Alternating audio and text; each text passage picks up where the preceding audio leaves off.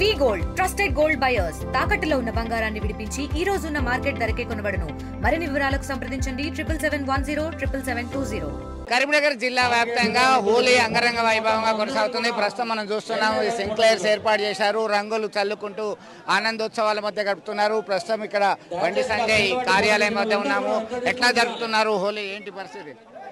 హోలీ పండుగ అనేది కులాలకు మతాలకు అతీతంగా జరుపుకునేది హోలీ పండుగ.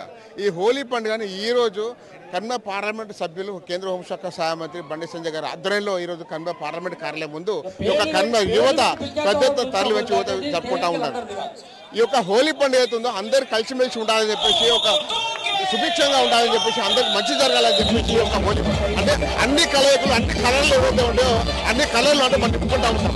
ఇలా ఉగాది పండుగ అయితే అన్ని రకాల పచ్చలు వేసుకుంటారు. ఇలా ఉగాది పండుగ కూడా ఈ రకంగా హోలీ పండుగ జరుపుకుంటా ఉన్నాం. ఈ హోలీ పండుగ అవుతుందో ముఖ్యంగా యువతకు ఈ చిన్న పెద్ద తేడా లేకుండా, చిన్నపిల్లలు పెద్ద తేడా లేకుండా అందరూ కూడా చిన్నపిల్లలై ఆడుకున్న సందర్భం మనం చూస్తా ఉన్నాం. అదేవిధంగా ఇక్కడ ఉన్న సమాధానం అవుతుందో అదే రకంగా ఎంతో మంచి తట్టుకోవాలని చెప్పి కోరుతా ఉన్నాం.